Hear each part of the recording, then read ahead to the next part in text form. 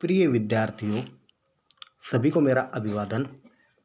आज हम काव्य शास्त्र पर थोड़ी सी चर्चा करते हैं। जैसा कि आपको पता है, काव्य शास्त्र में छंद, अलंकार, रस, काव्य गुण, काव्य दोष, काव्य रीति आदि सभी तत्वों की चर्चा की जाती है। आज हम अलंकार पर थोड़ी सी चर्चा करते हैं। जैसा कि आपको पता है, अलंकार शब्द दो शब्दों के योग से बना है, अलम और कार। दोनों शब्दों का अलग अलग अर्थ देखें तो अलम का अर्थ होता है शोभा या सुंदरता और कार का अर्थ होता है करने वाला।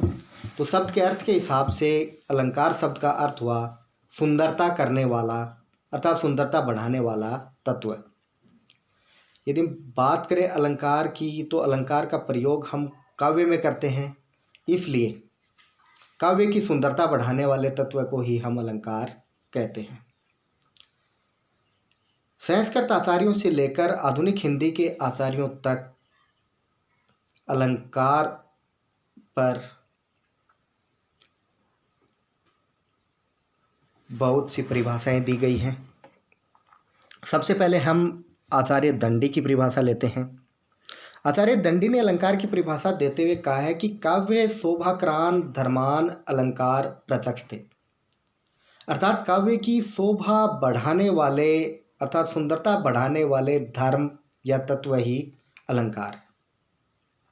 बात एक ही है, चाहे हम सीधे शब्दों में शब्द का अर्थ देख ले या आचार्य दंडी की परिभाषा, दोनों में एक ही बात निकलकर सामने आती है कि काव्य की सुंदरता बढ़ाने वाले तत्व ही अलंकार है। इसी क्रम में आचार्य वामन लिखते हैं कि काव्य शोभया कर्तारो धर्मा गुणा, अर्थात काव्य की शोभा करने वाले धर्म गुण हैं। इसी पंक्ति को आगे बढ़ाते हुए लिखते हैं तत् अतिशय है सत्वालंकारा, अर्थात काव्य की शोभा बढ़ाने वाले धर्म गुण हैं, लेकिन जब काव्य में इन गुणों की अधिकता हो जाती है तो इन्हीं गुणों को हम अलंकार कहते हैं। वामन ने सीधे शब्दों में कह भी दिया है कि सौंदर्यम अलंकार है, अर्थात सौंदर्य ही अलंकार है। बात वहीं की वहीं आ जाती है। मूल रूप से सभी काव्य शास्त्रियों ने यही कहने की चेष्टा की है कि सुंदरता बढ़ाने वाले तत्व ही अलंकार है। आचार्य भामह ने भी इसी प्रकार की परिभाषा दी है। वो कहते हैं कि न कांतमपि निर्भूषम विभाति वनिता मुखम, अर्थात नायिका का सुंदर मुख भी आभूषण के बिना अच्छा नहीं लगता, अर्थात सौंदर्य के बिना अच्छा नहीं लगता। अर्थात उसमें भी सौंदर्य वृद्धि करने के लिए कुछ न कुछ उपादानों की जरूरत होती है, और वे ही उपादान है हमारे अलंकार। रीतिकालीन आचार्य केशव ने परिभाषा देते हुए कहा है यद्यपि सुजाति सुलक्षणी सरस सुबरन सुवृत भूषण बिनु ने विराजई कविता वनिता मित, अर्थात वो कहते हैं कि हे मित, कविता और वनिता दोनों के लिए भूषण की आवश्यकता होती है, अर्थात आभूषण की आवश्यकता होती है, अर्थात अलंकारों की जरूरत पड़ती है। चाहे वनिता अर्थात स्त्री कितनी भी अच्छी जाति की, कितने भी अच्छे लक्षण वाली, कितने भी अच्छे संस्कारों वाली क्यों न हो, लेकिन जब तक वो आभूषण धारण नहीं करती है तब तक वो शोभा नहीं पाती। और सेम बात कविता की है कि कविता भी चाहे कितने ही अच्छे वर्णों में, शब्दों में प्रयुक्त की जाए, लेकिन जब तक उसमें अलंकारों का समुचित प्रयोग नहीं किया जाएगा तब तक कविता भी शोभा नहीं देगी। हमारे हिंदी के छायावादी आचार्य या प्रकृति के चितेरे कवि पंत, उन्होंने भी अलंकार की परिभाषा देते हुए कहा है कि अलंकार केवल वाणी की सजावट के लिए नहीं है, बल्कि वे भावों की अभिव्यक्ति के भी विशेष द्वार हैं। अर्थात अलंकारों से केवल हम वाणी की सजावट ही नहीं करते हैं, बल्कि वे हमारे मन के भावों को भी प्रकट करने में हमारी मदद करते हैं। अर्थात हमारे भावों को अच्छी तरीके से प्रकट करना है तो हमें थोड़े बहुत अलंकारों का प्रयोग कर लेना चाहिए, जिससे हमारे भाव अच्छी तरह से सुनने वाले पर प्रकट होते हैं। तो अलंकारों की परिभाषा से हमने यही जाना कि अलंकार वाणी की सजावट के लिए हैं, अलंकार काव्य के नित्य धर्म हैं, जिनसे हम काव्य की सुंदरता को बढ़ाने का प्रयास करते हैं। अब हम देखते हैं अलंकारों के प्रकार। अलंकार देखा जाए तो 3 प्रकार के होते हैं, क्योंकि अलंकार जब प्रयोग करते हैं तो या तो अलंकार शब्द में होता है या फिर अर्थ में होता है, अर्थात पूरे वाक्य में होता है। और यदि अलंकार शब्द अर्थ में अलग अलग नहीं होता तो दोनों में संयुक्त रूप से पाया जा सकता है। इसलिए हम इस आधार पर अलंकारों का वर्गीकरण 3 भागों में करते हैं। सबसे पहले आते हैं शब्दालंकार। शब्दालंकार वहाँ होते हैं जहाँ अलंकार किसी एक शब्द विशेष में निहित होता है और उस शब्द को वहाँ से हटा देने पर या उसका समानार्थक या पर्यायवाची शब्द रख देने पर वो अलंकार समाप्त हो जाता है। क्यों? क्योंकि अलंकार केवल उस शब्द पर आश्रित था और उस शब्द को हमने हटा दिया तो हटाते ही अलंकार खत्म। तो ऐसे अलंकारों को हम शब्दालंकार कहते हैं। शब्दालंकार में हम देखें तो अनुप्रास है, यमक है, ये शब्दालंकार के उदाहरण हैं।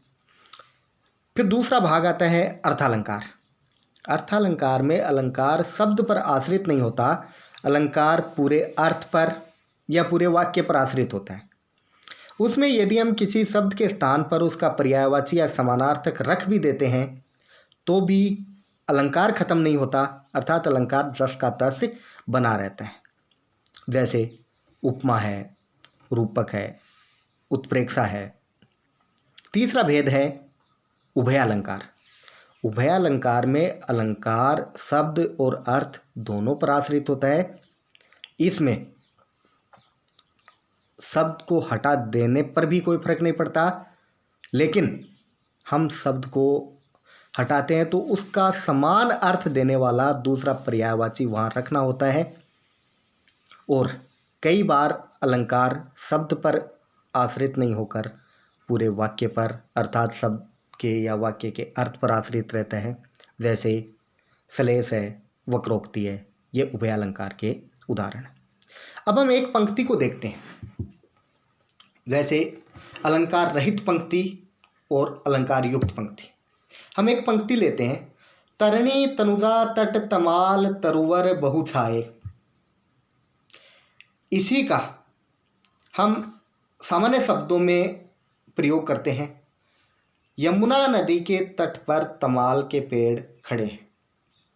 दोनों पंक्तियों का अर्थ एक है, लेकिन फिर भी पहले वाली पंक्ति है उसमें बार बार तय वर्ण आता है, तो उससे एक अनुप्रासिकता बनती है और काव्य की सुंदरता बढ़ती है। जैसे तरणी तनुजा तट तमाल तरुवर बहु छाए। दूसरी पंक्ति में भी सेम हमने इसका अनुवाद किया है, केवल इसके पर्यायवाची रख दिए हैं। जैसे यमुना के किनारे तमाल के पेड़ खड़े हैं, तो ये पंक्ति इतनी सुंदर नहीं है जितनी तरणी तनुजा तट तमाल वाली है। तो ये सुंदरता जो आई है वो केवल और केवल अलंकार प्रयोग के कारण आई है। अब हम देखते हैं मुख्य मुख्य अलंकार। सबसे पहले हम अनुप्रास अलंकार को लेते हैं। आपको पता है शब्दालंकार में सबसे प्रमुख अलंकार है अनुप्रास। तो अनुप्रास अलंकार की विशेषता देखते हैं कि अनुप्रास अलंकार कहाँ होता है या अनुप्रास की परिभाषा क्या है। जब किसी काव्य में या जब किसी पंक्ति में एक समान वर्णों की आवर्ती होती है, अर्थात जब एक समान वर्ण किसी काव्य में प्रयुक्त किए जाते हैं तो वहाँ पर अनुप्रास अलंकार होता है। अब अनुप्रास अलंकार के भी कई भेद होते हैं।